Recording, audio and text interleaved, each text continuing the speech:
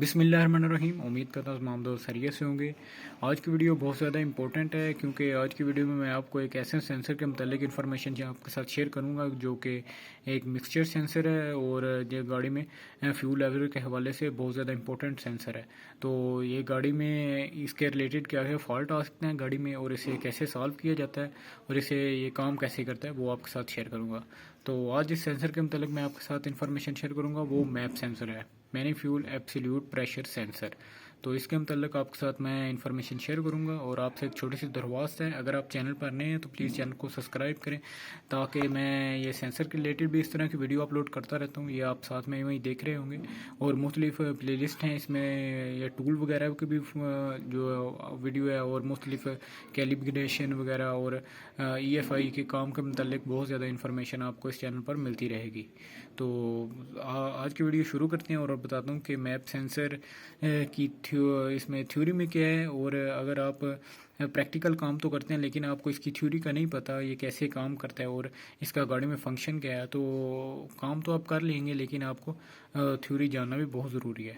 तो first of all इसकी definition जो कि टोयोटा सेंटर की बुक में से मैं आपके साथ शेयर कर रहा हूँ वो ये है कि मैनीफोल्ड प्रेशर सेंसर या वैक्यूम सेंसर इसको कहते हैं। ये सेंसर मैनीफोल्ड में लगा होता है, जो गाड़ी में मैनीफोल्ड लगा होता है जिसके ज़रिए हवा इंजेक्शन होती है गाड़ी के अंदर, ये उसमें इसकी लोकेशन होती है, उसमें लगा होता है जो कि इंजन के सेक्शन स्ट्रोक के दौरान पैदा होने वाले वैक्यूम की नुमाइश करता है। जब जो इसका पिस्टन है वो नीचे गया होता है, जब वो बिल्कुल बॉटम पर होता है तो उस गाड़ी में सेक्शन यानी वो खींचता है, अंदर हवा खींचता है तो उसमें वैक्यूम पैदा होता है, उसकी ये नुमाइश करता है और इस सेंसर से आने वाली मालूमात को ECU पर दिए गए सेंसर की रीडिंग के साथ मुआवजा करवाता है और अलावा जरिए इससे इंजन की कंडीशन का भी सही अंदाज़ा हो रहता है, क्योंकि जितना वैक्यूम बेहतर होगा इतनी ही सेक्शन बेहतर होगी जिससे इंजन की आउटपुट बेहतर रहती है और ये इंजन के सिलेंडर के ठीक होने की निशानी है।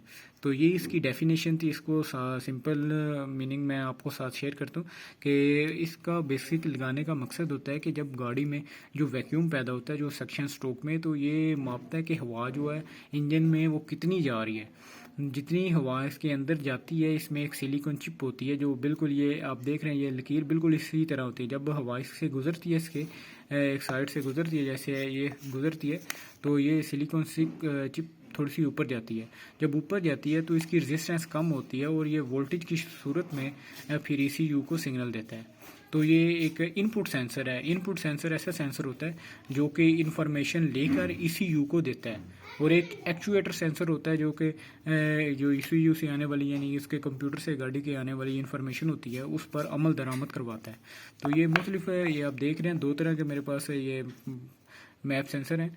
तो ये शेप इनकी जितनी भी गाड़ियाँ तकरीबन लगभग सेम ही होती है, ये आप देख रहे हैं ये शेप भी इनकी सेम होती है और इनकी जो वायरिंग की डायग्राम है या वायरिंग के मतलब है वो भी कईयों में मुख्तलिफ होती है लेकिन कईयों में सेम होती है। इस पे इसके जो 1 नंबर है इसमें इसके 5 वोल्ट आते हैं, जो 2 नंबर है ये ग्राउंड है और 3 नंबर इसका कंप्यूटर फीडबैक सिग्नल है जो कि इसमें जाता है। तो इसमें जो फॉल्ट आते हैं अक्सर औक़ात वो P0105 है और P0112 तो नहीं है लेकिन ये लिखा हुआ है, लेकिन P016 और P0108 है। तो ये अक्सर कोड आते हैं इसमें। सर्किट हाई का कोड आता है, सर्किट लो का कोड आता है, एब्सोल्यूट प्रेशर सेंसर का सर्किट लो या सर्किट हाई या एब्सोल्यूट प्रेशर सेंसर मालफंक्शन का भी कोड आ जाता है। तो ये जितने भी कोड हैं इनको स्टेप वाइज आप सॉल्व कैसे कर सकते हैं। फर्स्ट ऑफ ऑल तो अगर आपके पास सेंसर अवेलेबल है तो आप उसको सेंसर को चेंज करके देखें, अगर नहीं है तो फिर उसकी वायरिंग को भी आपने चेक करना है और वायरिंग को चेक करने के लिए पिछली वीडियो में मैंने आपके साथ एक टूल शेयर किया था, वो अगर आपके पास है तो सबसे बेहतर है। अगर वो नहीं है तो आपके पास एक मल्टीमीटर लाजमी होना चाहिए जिससे आप सेंसर के वोल्टेज चेक कर सकें। अगर वोल्टेज वो प्रॉपर नहीं आ रहे तो फिर उसकी वायरिंग का इशू हो सकता है। आप वो कंप्यूटर से लेकर सेंसर की जो आता है ग्रिप उस तक उसकी तार को ट्रेस करें और अगर दरमियान में कहीं से क्रैक भी हो जाती है या शॉर्ट हो जाती है तो वो आप उसे सॉल्व कर सकते हैं। तो ये जो P0105 है और 106 108 है, ये तीनों चारों कोड जो हैं ये एक तो वायरिंग का कोड है और एक इसके सेंसर ख़राब हो 105 तो तब कोड आता है और 108 भी उसी वक्त आता है जब इसकी वायरिंग या इसके सेंसर का मसला हो। तो अगर ये ख़राब हो तो क्या सिम्टम आते हैं गाड़ी में, क्या गाड़ी मसला करती है। तो पहला मसला जो गाड़ी करती है, मैप सेंसर अगर ख़राब हो तो गाड़ी की जो स्टार्टिंग है उस पर बहुत ज़्यादा फ़र्क होता है। वो मुश्किल से स्टार्ट होती है, अगर स्टार्ट हो भी जाए तो बहुत ज़्यादा वाइब्रेशन गाड़ी में होगी, गाड़ी में पिक बिल्कुल ही ना होने के बराबर होती है गाड़ी में। तो गाड़ी में जो फ्यूल की एवरेज है वो बहुत ज़्यादा मुतासर होती है। गाड़ी जो ब्लैक स्मोक पीछे से गाड़ी छोड़ती है, और गाड़ी में ब्लैक स्मोक बहुत ज़्यादा होती है। जो इसके प्लग वगैरह हैं वो भी बिल्कुल ब्लैक निकलते हैं। तो इसको जांचने का यही तरीका होता है ज़्यादातर कि आप इसके वर्किंग कर रहे हैं कि नहीं, आप इसका ग्रिप उतारें तो देखिए कि गाड़ी में कुछ फ़र्क पड़ रहा है। अक्सर तो ऐसा होता है कि गाड़ी में कोई काम ना कर रहा हो तो वो ग्रिप उतारने से फ़र्क ही नहीं होता। अगर आप इसे उतारेंगे तो गाड़ी में वैसे लैकनेस ही आ जाएगी, गाड़ी बिल्कुल ही झटके मारना शुरू हो जाएगी, गाड़ी में ब्लैक स्मोक पैदा हो जाएगी और वो ग्रिप लगाने से ठीक हो जाती है। तो ये इसको बिल्कुल मैनुअल चेक करने का एक तरीका है छोटा सा। अगर आप उसको मल्टीमीटर से चेक करेंगे फीडबैक ये दे रहा है तो फिर ये सबसे बेहतर है। और इस तरह ये इसके जो सिम्टम्स हैं कि ब्लैक स्मोक गाड़ी में आएगी, गाड़ी की फ्यूल एवरेज बहुत ज़्यादा ख़राब होगी। तो ये इसने ये चेक करना होता है कि जब जो इसकी थ्रॉटल बॉडी ओपन होती है तो हवा इससे गुजर कर जाती है, ये मैनिफ्यूल में लगा होता है। तो जितनी हवा गुजर के जाएगी उतनी ये इसके अंदर जो एक शील्ड लगी होती है जो कि सिलिकॉन की चिप की तरह की होती है वो ऊपर जाती है। तो इसमें रेजिस्टेंस एक ऐसा मटेरियल लगा होता है जो हवा जितनी ज़्यादा होगी उतनी इसकी रेजिस्टेंस कम होगी, और इसे वो वोल्टेज की सूरत में कन्वर्ट करके इसके ECU तक सिग्नल देगा। तो फिर वो इसके फ्यूल को जितनी इसकी थ्रॉटल ओपन होगी और इतना ही वो फ्यूल इंजेक्टर के ज़रिए इसको पल्स देगा और इतना ज़्यादा फ्यूल की स्प्रे होगी। ये बेसिकली काम ये करता है कि जब जितनी थ्रॉटल ओपन होगी, जितनी हवा इससे टकरा के यानी अंदर जाएगी, जितनी हवा अंदर जाएगी उतना ही ज़्यादा फ्यूल जो है वो इसके इंजेक्टर के ऊपर जाएगा। अगर इसका ग्रिप या इसकी वायरिंग ख़राब होगी तो कंप्यूटर को नहीं पता चलेगा कि हवा कितनी अंदर इसके इंजन के अंदर दाखिल हो रही है। तो वो एक जो इनकरेक्टली जो इसकी स्प्रे इंजेक्टर के ऊपर करेगा, जिससे वो इसकी ब्लैक स्मोक वगैरह और इसके जो प्लग वगैरह ब्लैक निकलेंगे, और इसका जो मसला जो है ना मैप सेंसर का वो आ जाएगा, और इसकी जो फ्यूल एवरेज है वो बिल्कुल ख़राब हो जाएगी।